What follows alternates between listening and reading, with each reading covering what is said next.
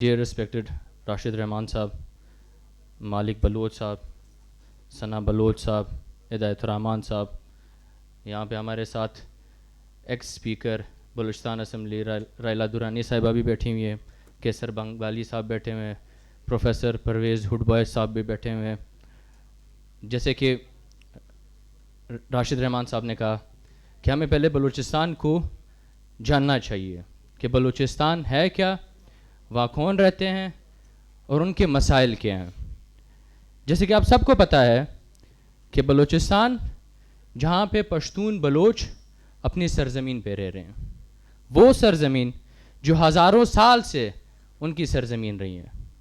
यहाँ पे मैं बात करूँगा पश्तून बेल्ट की भी, वो पश्तून बेल्ट जो 1879 में 1879 में गंडमक मुमाहिदे के ज़रिए अफ़गानिस्तान से काट के इंडिया में शामिल की गई थी. उस वक्त तो सब कॉन्टिनेंट हम जिसे कहते थे, फिर उसके बाद ये पाकिस्तान में शामिल हुआ है. ये वाहिद वो सूबा था जिसे प्रोविंस का दर्जा दिया गया था, जिसे ब्रिटिश बलूचिस्तान चीफ कमिश्नर एक सूबा था.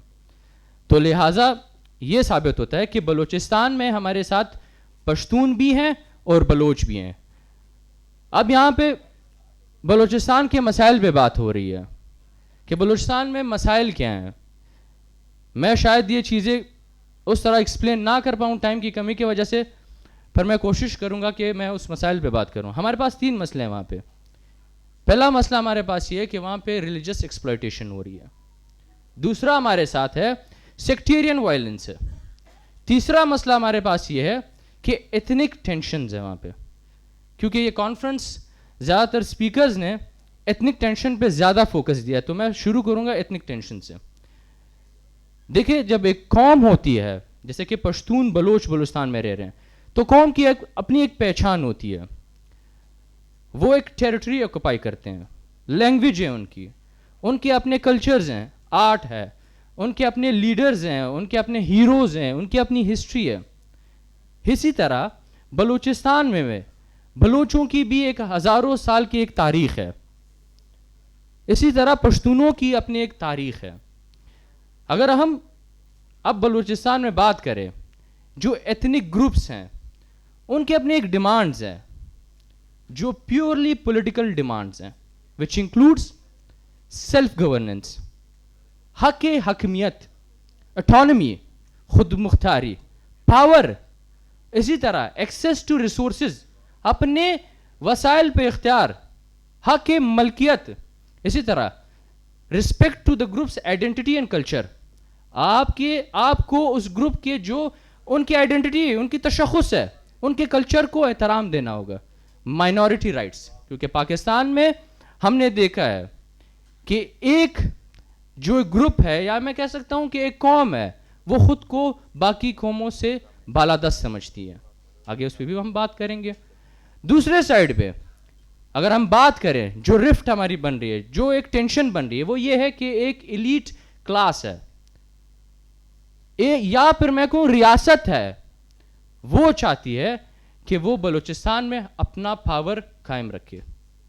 वहां पे वो चाहते हैं कि हमें एक्सेस मिल सके, access to the resources and territory, क्योंकि जो जियो पोलिटिकल या जब हम कह सकते हैं जियो स्ट्रेटेजिक लोकेशन है बलूचिस्तान की, वो बहुत इंपॉर्टेंट है. इसको आप इग्नोर नहीं कर सकते. इस वजह से हम नहीं कर सकते. अब इन चीज़ों को मद्देनजर रखते हुए जो पावर चाहते हैं, जो रिसोर्सेज पे अपना इख्तियार चाहते हैं, जो टेरिटरी को कब्जा करना चाहते हैं, तो उसके लिए रियासत पाकिस्तान ने, उस एलीट ग्रुप ने, पॉलिटिकल जो ग्रुप है, वो क्या कर रही है, वो वहाँ पे स्टेट इंस्टीट्यूशन, जो रियासती इदारे हैं, उनको इस्तेमाल कर रही है.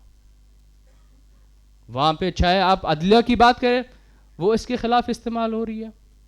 अगर हम यहाँ पे फौज की बात करें, जासूसी इदारों की बात करें, हम मीडिया की बात करें, वो ये सारे इदारे इन सब कामों में लगे हुए हैं. उसके साथ साथ रियासत पाकिस्तान चाहती है कि वहां पे स्टेट स्पॉन्सर्ड टेररिज्म हो. ऐसे वाकयात हुए हैं जहां पे हमारे पास एविडेंसेस हैं जिसमें स्टेट इन्वॉल्व्ड है. एक फेक स्टेट स्पॉन्सर्ड नैरेटिव बनाया जा रहा है, ایک جعلی ریاستی بیانیہ بنایا جا رہا ہے کہ بلوچستان میں اگر لوگ رہ رہے ہیں وہ محروم اس لیے کیونکہ وہ اپنی وجہ سے محروم ہے. سرداروں, نوابوں, باقی جو ان کے اپنے جو مسئلے ان کی وجہ سے وہ محروم ہے. ایک فیک نیریٹو ہمارے خلاف وہاں پہ بنایا جا رہا ہے.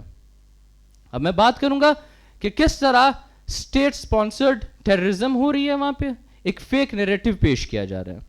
میں نے پہلے بات کی وہاں پہ سیکٹیرینس جو وائلنس ہو رہی ہے, سیکٹیرین وائلنس.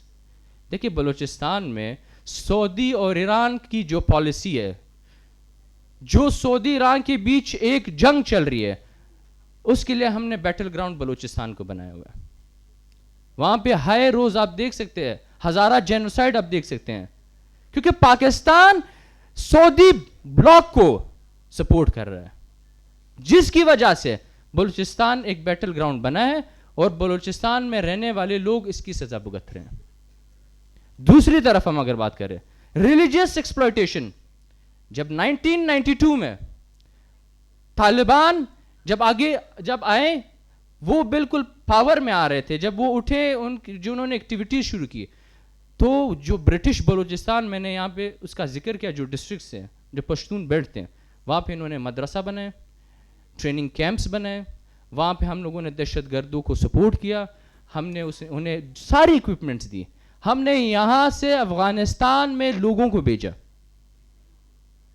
اب اس میں پاکستان کے دو جو مقاصد تھے, جو مین دو مقاصد تھے, سیکٹیرین وائلنس اور ریلیجیس ایکسپلائٹیشن میں, وہ دو یہ تھے کہ ایک ان کے ایکسٹرنل انٹرسٹ تھے. سیکٹیرین وائلنس میں یہ تھا کہ سعودی کے ساتھ آپ کے اچھے تعلقات, وہاں سے آپ کو ریال ملنا. دوسری طرف جب وہاں پہ امریکہ اور رشیا ایک دوسرے کے خلاف ایک بیٹل گراؤنڈ بنا رہے تھے, تو ہم نے ان صوبوں کو جو پشتون بیلٹ میں تھے ان کو ہم نے ایک لانچنگ پیڈ بنایا, ان کو ہم نے ایک فیکٹریز بنائی, دہشت گردوں کو بنانے کی ایک فیکٹریز ہم نے بنائی تاکہ ہمیں امریکہ سے ڈالرز مل سکے. یہ ہمارے ایکسٹرنل انٹرسٹ ہیں. انٹرنل انٹرسٹ, جیسے کہ میں نے پہلے کہا تھا کہ آپ کے پاس اتنے زیادہ ریسورسز ہیں کہ آپ سوچ بھی نہیں سکتے. یہاں پہ ثنا بلوچ صاحب نے, مالک صاحب نے بہت ہی اچھے سے ایکسپلین کیا کہ ہمارے پاس کون سی ریسورسز ہیں, کس مقدار میں ہمارے پاس ہے. اس کو قبضہ کرنے کے لیے آپ کو ریجن میں, جس ثنا بلوچ صاحب نے کہا پروونس کو نہ دیکھیں, آپ ریجن دیکھیں. ریجن میں انریسٹ ہو, جب انریسٹ ہوگا, جب وہاں پہ غیر مستحکم وہ علاقہ ہوگا, تو آپ ان چیزوں پہ اپنا قبضہ جما سکتے ہیں. جیسے کہ ہم سب کو یہاں پہ پتہ ہے کہ اس ملک میں بالادست قوتیں کون سی ہیں. جیسے راشد رحمان صاحب نے کہا کہ پنجاب کی پولیٹیکل ایلیٹس جو آپ کے سارے انسٹیٹیوشنز پہ مطلب وہ برسر اقتدار ہیں. اگر ہم لوگ اسٹیبلشمنٹ کی بات کریں, اگر ہم مطلب ملٹری اسٹیبلشمنٹ کی بات کریں, سول اسٹیبلشمنٹ کی بات کریں, تو اس پہ بالکل پنجاب کی ایلیٹ سے بیٹھے ہوئے ہیں, اور وہ چاہتے یہی ہے کہ ہم باقی قوموں کو غلام رکھ سکیں, کہ ہم ان کو غلام رکھ سکیں. اس کے لیے وہ کیا کرتے ہیں, وہ بلوچستان اور خیبر پختونخوا میں پولیٹیکل انجینئرنگ کرتے ہیں. فیک ریپرزنٹیٹیوز جنہیں وہ سلیکٹ کرتے ہیں, اسی طرح وہ سول جو ہمارے پاس انسٹیٹیوشنز ہیں ان کو انہوں نے مفلوج بنایا ہوا ہے. اسٹیٹ ابو دا اسٹیٹ, وہاں پہ فوج اور ایف سی کو سارے اختیارات دیے گئے ہیں. جیسے کہ اب ہم کہہ سکتے ہیں وہاں پہ custom, police, levies, agriculture department, budget, سب کچھ, یہاں تک کہ ایجوکیشنل انسٹیٹیوشنز بھی ان کے ہاتھ میں. اب وہاں پہ ایجوکیشنل کرائسس بنائی گئی ہے تاکہ یہ لوگ پڑھ نہ سکے, اپنے حقوق سے یہ بالکل وابستہ نہ ہو, یہ بالکل اپنے حقوق کے لیے لڑے نہیں, یہ جاہل رہیں, یہ ہمارے لیے ایک سورس آف انکم رہیں, یہ ہمارے لیے ایک جہادی فیکٹرز رہیں. تو اس کے لیے انہوں نے بالکل ایجوکیشن انسٹیٹیوٹس کو برباد کر دیا.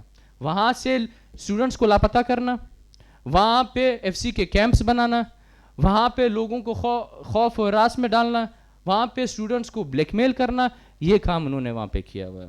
اس کے بعد ایک چیز میں کہوں گا کہ یہاں پہ مسلح جدوجہد کی بات کی گئی, ملیٹنٹس کی بات کی, یہ بہت ہی امپورٹنٹ بات ہے. دیکھیے آپ ملیٹنٹس کے بہانے کہ وہاں پہ ملیٹنسی ہے, چند ہزار لوگ ہوں گے, پر ایک چیز یاد رکھیں, کروڑوں کی تعداد میں بلوچستان میں رہنے والے پشتون بلوچ آپ کی ان پالیسیز کے خلاف ہے. آپ یہ نہ سمجھے کہ آپ ملیٹنٹس کے ساتھ بیٹھیں گے تو آپ کے یہ مسئلے حل ہو جائیں گے. بلوچستان کا ایک بچہ بھی آپ کے ساتھ تب تک بالکل بھی بیٹھنے والا نہیں ہے جب تک آپ ان کے یہ بنیادی حقوق تسلیم نہیں کریں گے.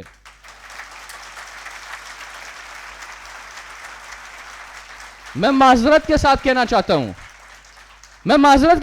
چاہتا ہوں یہاں پہ کسی پولیٹیکل پارٹی کو, یہاں پہ کسی بھی پولیٹیکل فورس کو, یہاں پہ کسی بھی ٹرائبل سسٹم میں اگر آپ کے سردار خان نواب کے پاس یہ اختیار قطعی نہیں ہے کہ وہ بلوچستان کا فیصلہ کر سکے. آپ کو لگتا ہے کہ ہم ان کو پولیٹیکل پارٹیز کو ہم برسر اقتدار لا کے ان کو مطلب بلینز آف ڈالرز دے دیں گے, مطلب روپے دے دیں گے, 600 ارب, 1000 ارب, 2000, آپ اگر ہمیں 10,000 ارب بھی دیں گے ہم غلامی قبول نہیں کریں گے. ہم ان پولیٹیکل پارٹیز کو, ان پولیٹیکل لیڈرز کو قطعاً ایک سیکنڈ کے لیے بھی نہیں مانیں گے جو ہمارے حقوق پہ سودا بازی کرے گا. ان میں سے ایک چیز بھی سودا بازی ہم کبھی بھی نہیں مانیں گے. اسٹیٹ وہاں پہ 2 چیزیں بھی کر رہی ہے, جیسے کہ بلوچ ہے, پشتون ہے, وہاں پہ قبلہ پرستی, مطلب جو بلوچ کے قبیلے ہیں ان کو لڑانے میں سب سے مین رول کس کا ہے؟ اسٹیٹ کا ہے.